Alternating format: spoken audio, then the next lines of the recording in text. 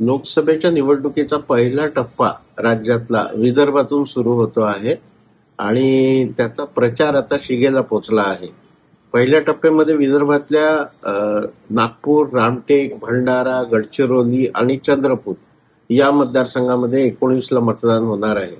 विदर्भातल्या निवडणुकीकडे संपूर्ण राज्याचं लक्ष असते. विदर्भाचा कौल नेमका कुणाकडे याच्यावरही राज्याची गणितं ठरत असतात आणि देशाची पण ठरत असतात.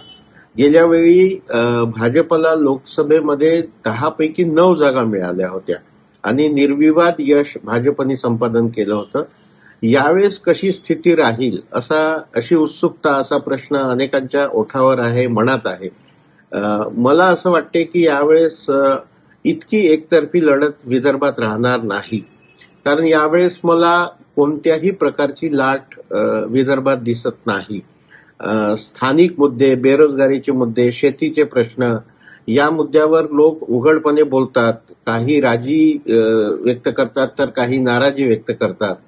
आणि यावेळेस विदर्भामध्ये पहिल्यांदा थेट लढती होत आहेत. म्हणजे विदर्भात राज्यात अनेक पक्ष असले तरी विदर्भामध्ये मात्र काँग्रेस आणि भाजप यांचाच बोलबाला, यांचीच संघटनात्मक शक्ती जास्त आहे आणि त्यांच्यात थेट लढत होत आहे.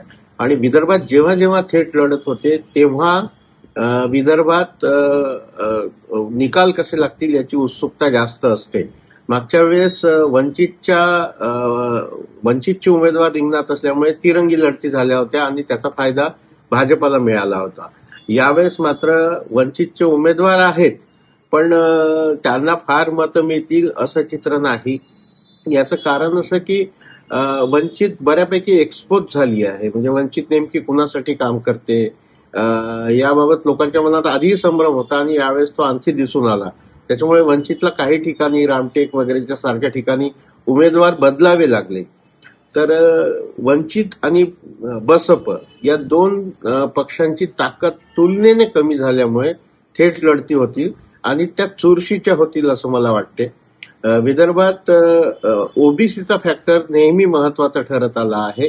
काँग्रेसला पाठिंबा देणारा ओबीसी मतदार गेल्या 10-15 वर्षामध्ये पूर्णपणे भाजपच्या बाजूने झुकला होता. यावेळेस हा मतदार थोडा मराठा आरक्षणाच्या वादामुळे थोडा विचलित झाला आहे.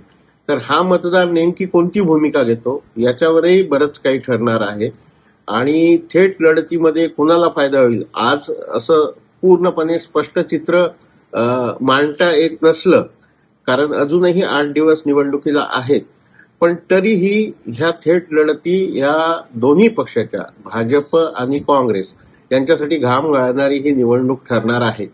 आणि यावेळेस मतदानाचा टक्का किती राहील, असंच जर थोडंसं पावसाळी वातावरण असलं तर मतदान वाढेल, पण उन्हाचा त्रास असला तर मतदान थोडं कमी होईल. पण तसंही विदर्भामध्ये नागपूर सारखं एक शहर सोडलं तर बाकी ठिकाणी मतदान भरपूर होतं. गडचिरोली सारख्या नक्षलग्रस्त भागामध्येही मतदान 70% जातं. तर हे वाढले, समजा यावेळेस मतदान वाढलं तर तो वाढीव टक्का कुणाच्या पदरात पडेल याच्यावरही बऱ्याच ठिकाणची गणितं अवलंबून असतील. पण कुठेही असं मोठ्या मताधिक्याने कोणता उमेदवार विजयी होईल अशी परिस्थिती मला तरी दिसत नाही. नागपुरामध्ये नितीन गडकरी आणि विकास ठाकरे यांच्यात लढत आहे. ही पण लढत सुरुवातीला असं वाटत होतं की एकतर्फीची होईल, पण ही पण लढत चांगली चुरशीची होईल. त्यात अर्थात गडकरींचं पारडं थोडं जड आहे, नक्कीच जड राहणार, कारण त्यांच्यासारखा लोकप्रिय नेता विदर्भात दुसरा नाही. पण भंडाऱ्यामध्ये काँग्रेसनी नवखा उमेदवार दिल्यामुळे तिथे थोडी भाजपला उसंत मिळाली आहे. गडचिरोलीमध्ये अत्यंत चुरशीची लढत आहे. चंद्रपूरमध्ये सुधीर मुनगंटीवार आणि प्रतिभा दानोकर यांच्यात चुरशीचा सामना आहे. पण तरीही भाजपची संघटनात्मक शक्ती ही जरा काँग्रेसच्या तुलनेत बरीच मोठी असल्यामुळे त्याचाही फायदा त्यांना होऊ शकतो. तर या रामटेकमध्ये काय होईल, रामटेकची निवडणूक न्यायालयाच्या निवाड्यामुळे किंवा न्यायालयीन प्रक्रियेमुळे बरीच देशभर गाजली आणि तिथे यावेळेस प्रथमच दोन्ही पक्षांनी, काँग्रेसनी आणि महायुतीच्या शिवसेने शिंदे गटाने दोन्ही उमेदवार हे हिंदू दलित उमेदवार दिले आहेत. ती जागा राखीव असली तरी. त्याच्यामुळे तिथला जो निर्णायक वर्ग आहे, दलितांची मतं ती कोणाकडे जातात, ती वंचितकडे खरोखर वळती होतात का, याच्यावर तिथलं बऱ्याचसं निकालाचं गणित अवलंबून असेल आणि ती लढत अतिशय चुरशीची होईल. काँग्रेसच्या तुलनेमध्ये भाजपची संघटनात्मक शक्ती, बाकीचं पाठबळ हे जास्त आहे. काँग्रेस त्या तुलनेमध्ये थोडी माघारलेली दिसते, पण तरीही यावेळच्या लढती या चुरशीच्या होतील, कारण लोक उघडपणे केंद्र सरकारच्या मुद्द्यावर बोलायला लागले आहेत, बोलत आहेत. काही लोक समर्थनार्थ बोलतात, काही लोक विरोधात बोलतात. पण अशी मतं व्यक्त होणं हे चांगल्या लोकशाहीचं लक्षण आहेच, पण हा कोणत्याही राजकीय पक्षासाठी इशारा सुद्धा ठरू शकतो.